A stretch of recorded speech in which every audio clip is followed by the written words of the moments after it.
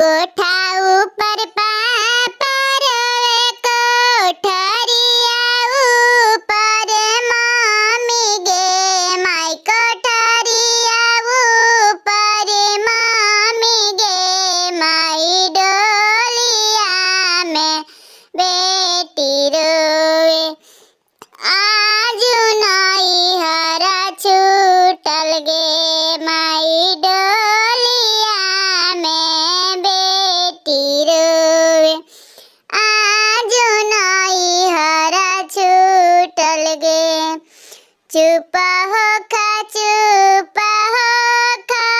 धनिया, सुंदर धनिया, धनिया सुंदर धनिया।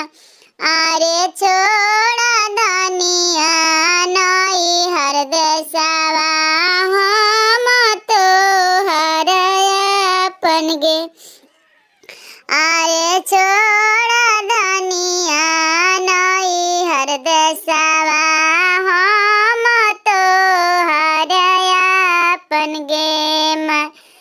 के कर के पापा कहब, के कर के मम्मी गे माई, के कर पांजरवा आई बैठबे सजन जी।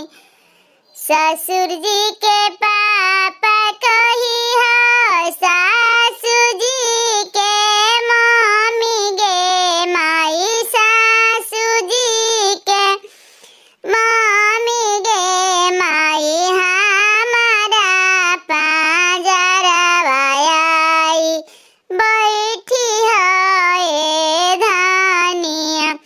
एक कोस गइले डोलिया, दुई कोस गइले